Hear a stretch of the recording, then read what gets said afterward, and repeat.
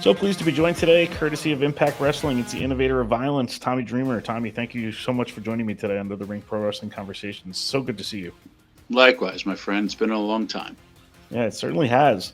So Impact Wrestling is coming to your neck of the woods at the Westchester County Center in White Plains, a pair of pretty important shows, Victory Road on Fite and the 1000th episode of Impact, Friday, September 8th and Saturday, September 9th. You've been around wrestling for a long time. What are the most unique things about this particular series of shows for Impact? One, the venue. It's such a historic venue.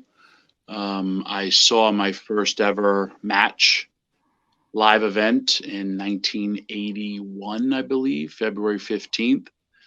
It's where I first fell in love with this thing called professional wrestling. And I've been hooked ever since. I was 10 years old. And I'm 52 years old now. I wrestled, I had my WWF tryout in that building. I main evented it against Just Incredible during the original ECW and main evented it in WWE ECW. We did back-to-back shows. I also worked a few times there when it was just regular WWE when I first went to WWE. So, man, the place is special to me. It's one of the last few iconic wrestling buildings that are still around. And I've wrestled in majority of all of them, but this is a special place near and dear to my heart. And just Impact itself, running two shows here. I think it's the first two Impact shows in this particular venue too. What do you like about the show right now? You know, obviously you're working there as a producer in addition to also still wrestling. Yeah, listen, I've been doing that ever since ECW. I did Right. that in ECW, WWE, Impact. So yeah, this is all I kind of know.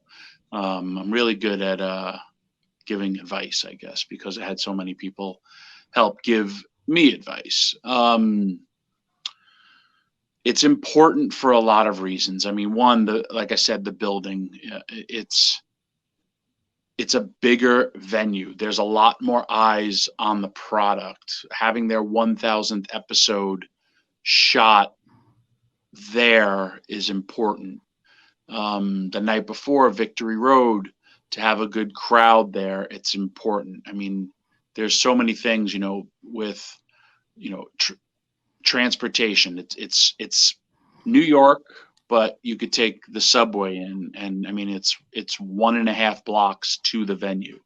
There's so much stuff to do. Having a fan fest earlier, like a fan celebration, just to go and get autographs, take pictures. It's a cool overall weekend. Impact usually does back-to-back shows in a venue so big as this. It's important to have Impact on the marquee. They really added up, dolled up the building post COVID. The building was shut down during COVID. It was actually where people were getting their shots. At first, they were talking about making it a makeshift hospital. There was a lot to do, and then it shut down. And then their first event back is wrestling. And WWE set an attendance record, or one of their highest gates coming out the block. Westchester has always been a great wrestling town. You know it from, and I know it from Poughkeepsie to Westchester to the Garden. They're all kind of linked. Yep. I think that's why it's most important. The setup's going to be great. It's an amazing venue, especially to see professional wrestling. Every seat is a good seat. So I think that's really, for me, like I've gone to so many events there when I was a fan. So I think that's why it's also key for this. And I said it before. If you really think about the grand scheme of things, The Simpsons just did 750 episodes, and Impact Wrestling's doing 1,000. That's a lot for a company that, through the history, people were counting out a long time ago, and it just keeps on plugging away, which is really, really cool.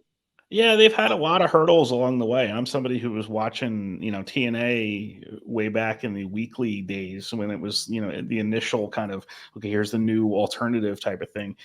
It's pretty incredible that it's lasted to this point and you have like an entire history now of 20, almost over 20 years now of Impact, to be able to look at. What do you like about that current product itself? Like what do you see when you look at that roster? You're seeing it pretty much on a regular basis there. Yeah, I mean, you have a lot of hardworking men and women behind the scenes as well. It's wrestlers running a wrestling company, and it's from different aspects of the industry. So, I mean, that's a big key because everybody who's helping behind the scenes gets it. You get the wrestler's point of view, and yes, you want more, or you understand the trials and tribulations of travel, or any other thing that pops up that a lot of people or in a corporate world they don't understand those things. I think that's one. Everybody having everybody having something on the show, a storyline, I think is always key, or contributing to your show. I mean, I look at it very much as a team atmosphere in the sense of, hey, I'm a big sports guy. Football season's right around the corner. Everybody plays a key part. And, from special teams to the kickoff to the quarterback. Yes, the quarterback is your biggest star, but you have, the center who's the unknown guy.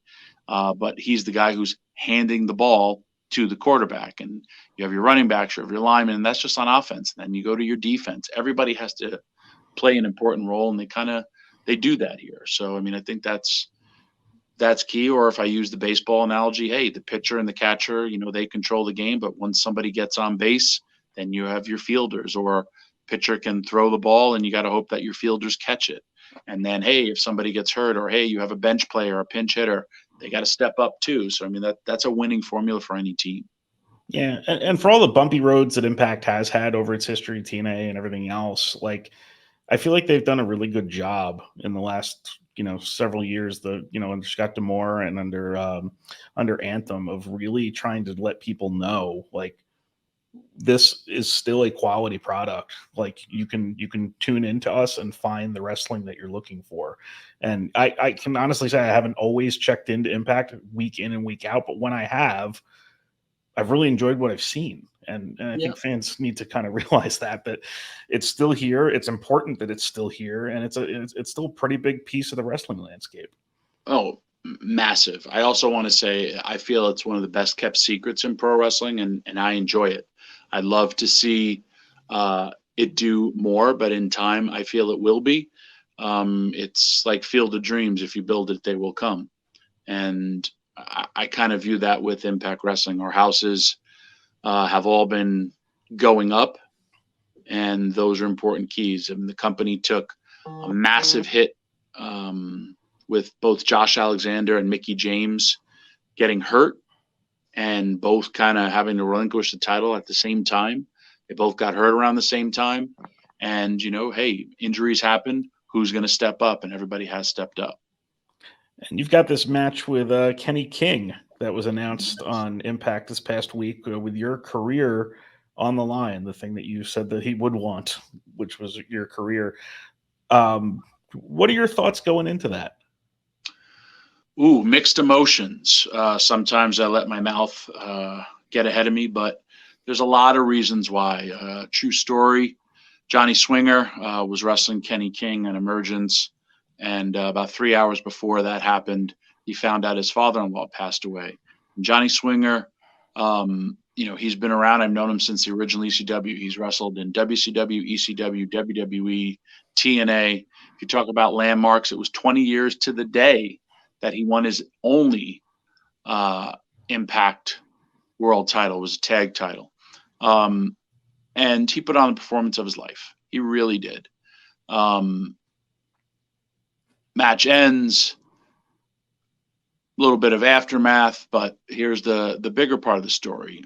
He's like, hey, Dream, I got to go. I got to be there, part of his family. And I know what it meant to him as well. We see like Johnny Swinger, his uncle, Tony Parisi, really took him under his wing. Swinger used to set up the rings back in the day for WWF. He's used to sleep on a WWF turnbuckle.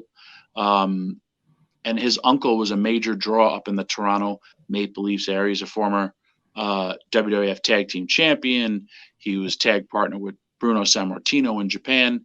And it meant a lot to Swinger to be there. So he's got to drive about 4 or 5 hours, to go be with his family. Show's continuing, and I get a call. I see it's him, so I go outside, and we basically have a quick conversation, apologizing that he had to leave. And I was just like, no worries, man. Go be with your family. Sorry everything turned out that way. And he's like, no problem.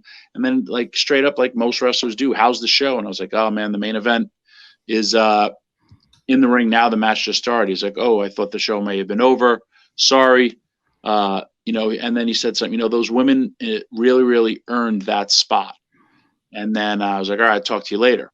When I stepped outside, the building we were wrestling at was connected to a bar, like a very, very big nightclub. It has a massive wrestling venue where you've, seen Impact before, and it has a massive outdoor bar. And who do I see standing outside is Kenny King and Sheldon Jean not watching the match. And man, respect is a big, big part of stuff. And I get it. Like, hey, you want to live the life, go out there, hang out, pick up girls, whatever you want to do.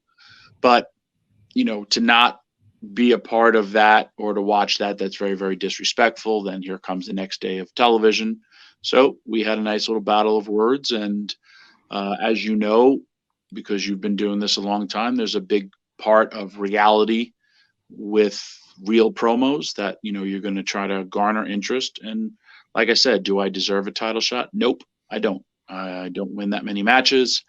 I'm not a full-time active wrestler. I wrestle way too much for outside of Impact Wrestling, but, I like to help out behind the scenes, especially because you're so busy on days of television. And then, I'll give you my career. You want to be such a tough guy. You don't want to watch the main event. And then I also threw the biggest question out there, like, stop taking shortcuts, stop settling, because I still have goals for myself. And also, like, hey, you're the digital media champion. Cool. How come you're not? We're coming up on 1,000 episodes. How come there's not all these great Kenny King moments? How come your name isn't being held with the same regard of AJ Styles, Samoa Joe? You've been there in all the same companies, but yet it's, I feel it's always somebody else's fault as opposed to looking in the mirror. So I called him out on his BS, and hence the big match. And if there's a great place to go out, minus it being the ECW arena, I wouldn't mind it being in that venue. Very good. What does Impact need to do to get more awareness to it? And what separates a brand like Impact from a brand like ECW that you were so synonymous with? Listen, you need strong platforms. It's so different how people watch professional wrestling today. It's so different how people get their information today. I mean, I host a radio show called Busted Open. It's the #1 show on Sirius XM where we're doing amazing. It's on 7 days a week because we just want to talk about professional wrestling. But it's, what you stream on. I know, Impact Plus has been really, really picking up what people watch on Facebook, what people watch on Instagram, Twitter, TikTok. It's not like you have this definitive ratings system of, hey, this is the number of all the people that watch your show.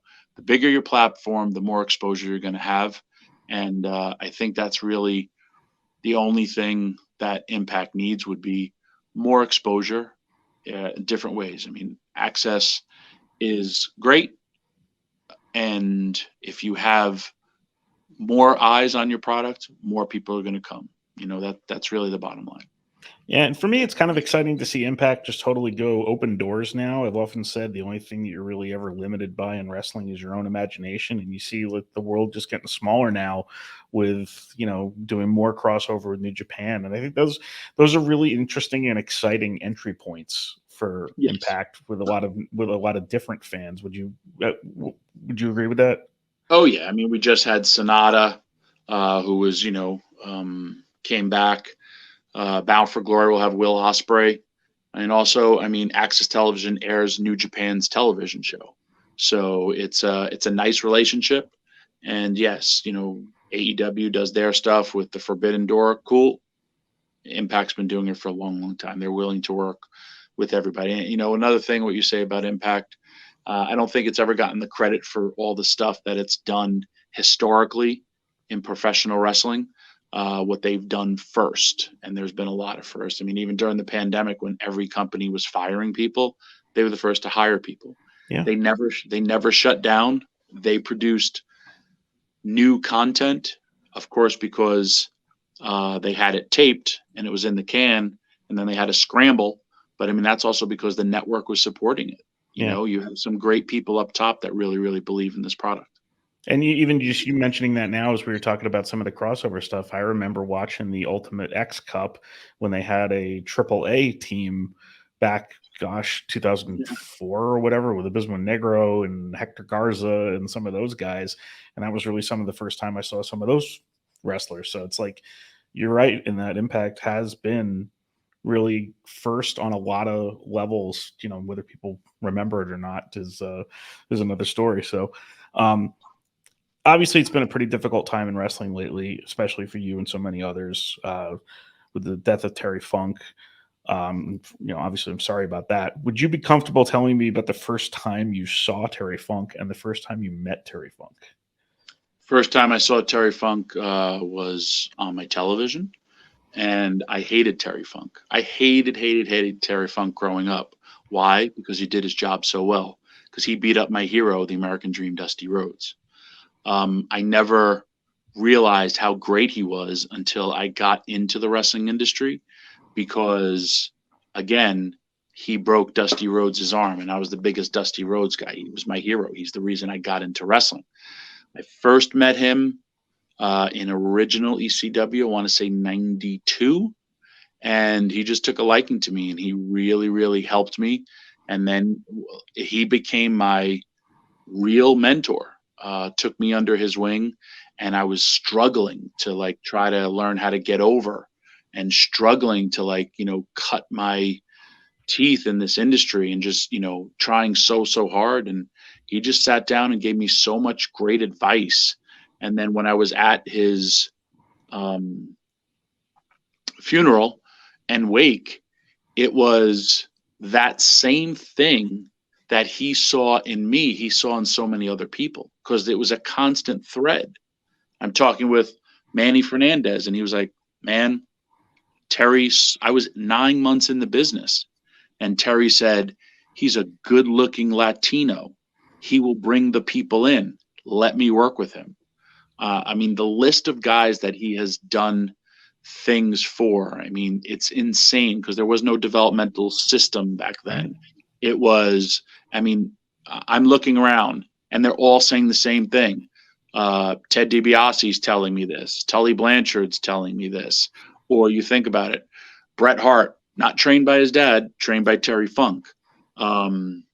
Brody, Hansen, Tully Blanchard, Tito Santana, Onita, what he did for Onita's company, Mick Foley, what he did for ECW. He literally put the company on his back and gave it credibility, kind of what Jericho did. And then the match that he had that just got everybody talking was, from Paul Heyman's brain, with him, Shane Douglas and Terry Funk. Sabu in a three-way dance. Right. Back then, nobody had three-ways. Now they're common in wrestling. And they went an hour draw, and then the fans just wanted to clamor for more. It gets a standing ovation. So that's kind of all the things that he has done. And, in the sense of how he helped me, he literally nonstop advice of how to be true to yourself, and your character will become exactly what you are in that sense. So, I mean, it's just, he did, seriously, Dusty Rhodes, Dick Murdoch. I mean, I could keep listening. Yeah. The Mark Youngblood, everybody in that Amarillo came through Amarillo, but it was just And he did it to so many people, like, or even being there. Like, I heard all the stories from regular people of, well, his father started the boys club in Amarillo and just like helped other people. And here's a man who just literally helped so many people and become legends in this industry. It was pretty interesting to me too. I was reading the Wrestling Observer on my lunch break today, as I hadn't gotten a chance to read anything of that, on the Terry Funk coverage, and the number of wrestlers that Funk picked out for Dave Meltzer of, that guy is going to be a star. That guy is going to be a star. And even like my favorite one in there was like, I think it was Kenta Kobashi was just like Giant Baba's like young boy at the time. And Funk's like, yeah, he's going to be the biggest star in the business. Just watch. Hey, listen, if you think about Terry Funk, and I told him this, back in the day, the Americans were always the bad guy in Japan. Why? Because we dropped a bomb on their country. And the United States wrestlers were always the bad guys until Terry Funk. And he changed a culture of people. And I told him this, and he was just kind of like, he really didn't think about what he did. But you think about all the Americans that are now cheered there. He was the first that they were like, oh, wait, we actually love this person because he broke down barriers. I mean, that's a cultural statement. That's not just, hey, he was this wrestler. And then even like going to Hollywood, we're kind of used to it now with Rock and John Cena, but kind of Terry was one of those guys who did it first. He left the industry. Yeah, and then he also, when he was the traveling champion, which means you're on the road all the time. The only reason why, and that was like, you were the best. And the only reason why he gave that up was because his marriage was falling apart. Right. And he did it to get back with his wife because they were breaking up because he was never there. Yeah, he was one of my personal favorites, obviously, of all time. Obviously, you have a connection to him as a personal connection. Did you have a personal favorite Funk moment, either as a fan or as a wrestler? Oof. I have a few. For the advice that he's always given me, and he was just like, just be yourself. Again, this is when I was struggling. And he was just like, you have a likable quality.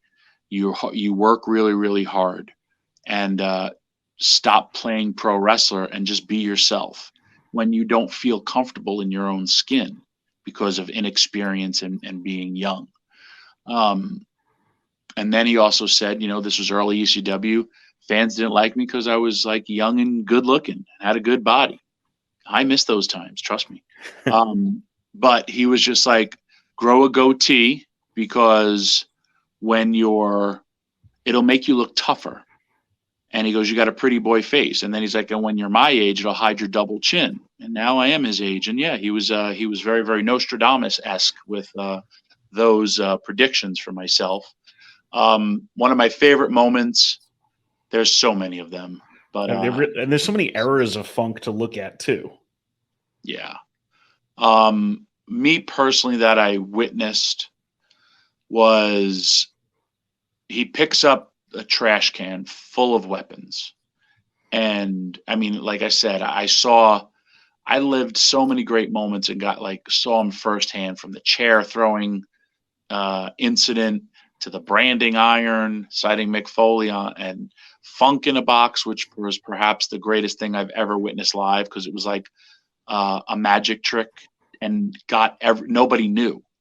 But he picks up this trash can, and the trash can was bottom heavy, and he goes and picks it up over his head, and you think he's going to be like Hercules and destroy everybody. And when he goes, he can't rotate it high enough, and he then just pours all these real weapons on top of his own head, takes a bump, is bleeding, and this was supposed to be like his comeback. And he just like knocked himself silly. And I'm talking like heavy VCRs, shovels, all these things are falling down on him that he's still doing. Once it's slid, he can't do it. And he couldn't even protect himself. So he falls down. Here's he come to make the save for me. And I'm like, what the hell are we going to do now? And then just all this chaos, and like, it's a chuckle moment, but it's such a Terry Funk moment. And he just looks at me and goes, that was the stupidest thing I've ever done. And I was like, what do we do? What do we do? I go into total panic mode. He goes, let's just get up and start fighting. And that's exactly what he did. But he just dumped a whole thing of, I mean, if there was a bowling ball in there, it would have been like a cartoon, but that's exactly what it looked like. And if you would have saw birds flying around his head like in a cartoon, it was just so amazing. My goodness, there's so many. You think what a great performer he was, and in ring and everything like that. But like similarly to that, like I saw him in Northeast once, and it was Jerry Lawler against Jake Manning, and Terry Funk was in Jake Manning, the Man Scout's corner. And in the middle of the match, Terry Funk just decided to step on Lawler's crown and then put it on his head, and then he proceeded to start trying to rip apart the ring steps, which were like wood and like nailed together.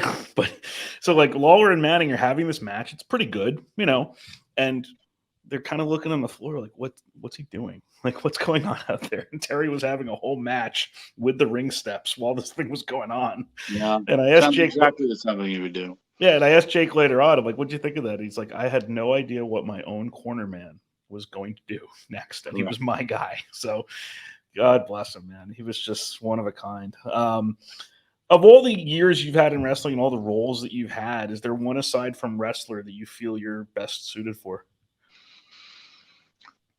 I don't really think of myself that way. I guess with my leading by example, in the sense of, I guess when I'm gone, the world will tell the story of all the people that I gave opportunity to and I saw them for. There's been a little bit, from early ECW, finding Lita, Jazz, helping out a lot of people.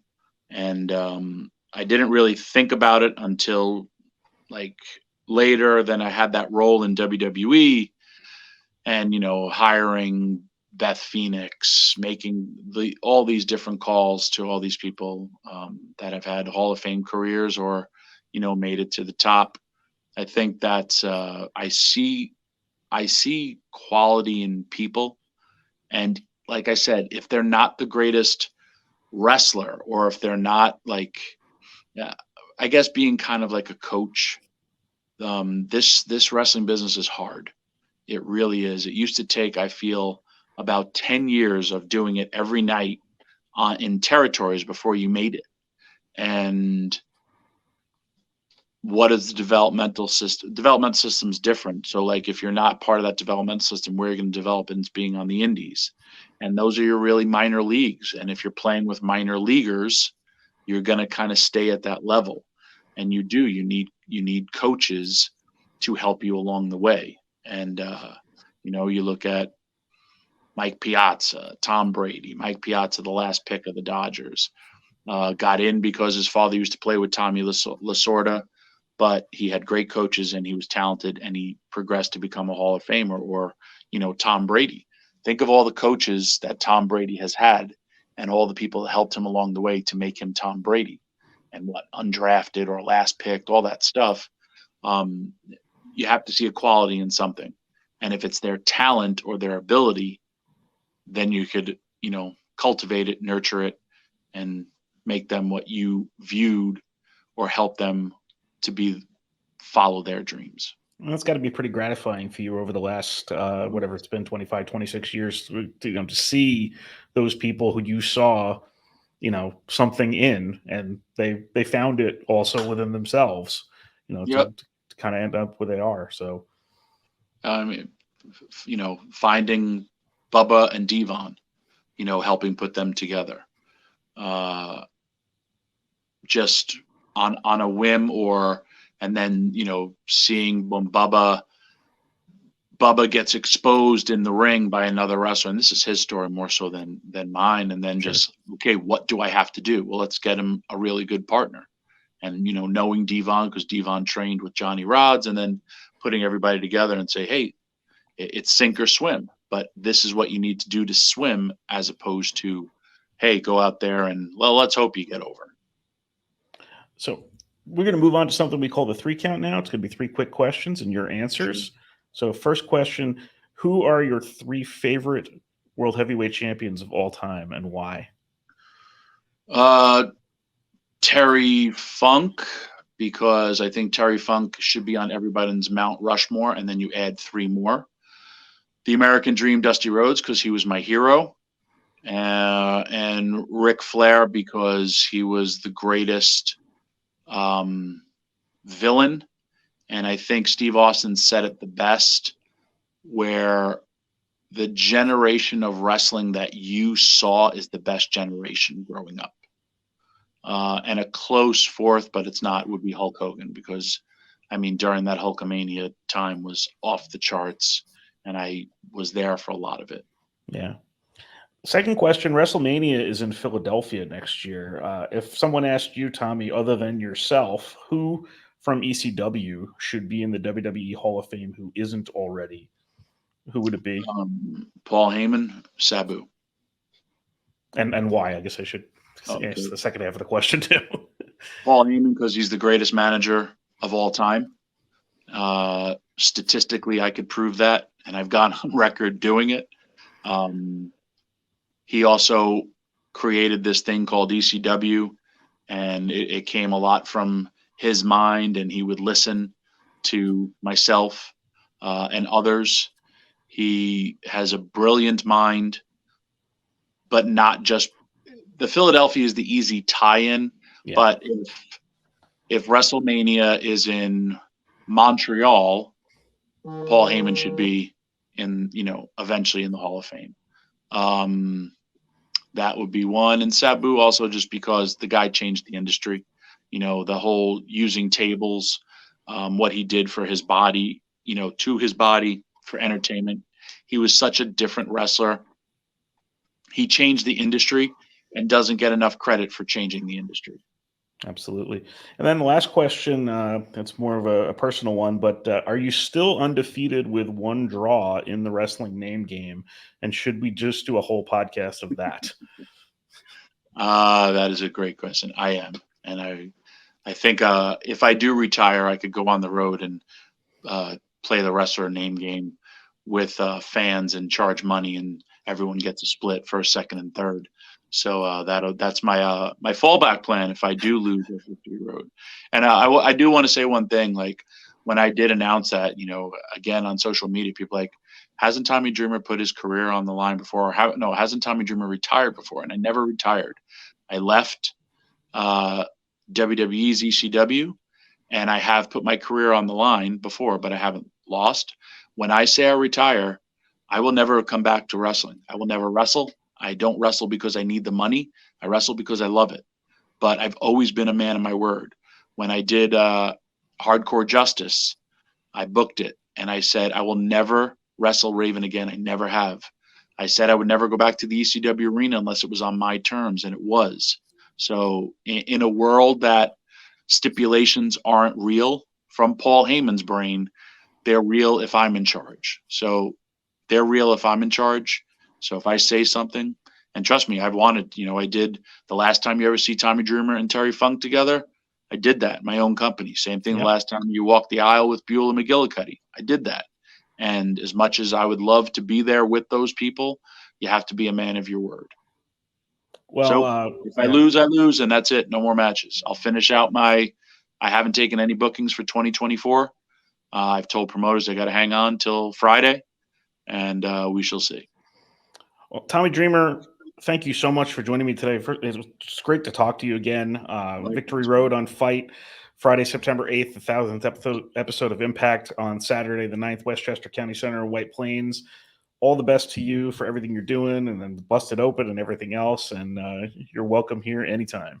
I appreciate it. Hopefully I see you this weekend. It's been too long, and I always enjoy talking with you because we're 2 guys that love talking about professional wrestling, and you supported me when I had my House of Hardcore, but also just, you're a fan, and I love fan dialogue such as this. So I don't do many talk shows, but when I was asked to do it, I said, yes, I will definitely do this one. Thank you so much. See you, bud.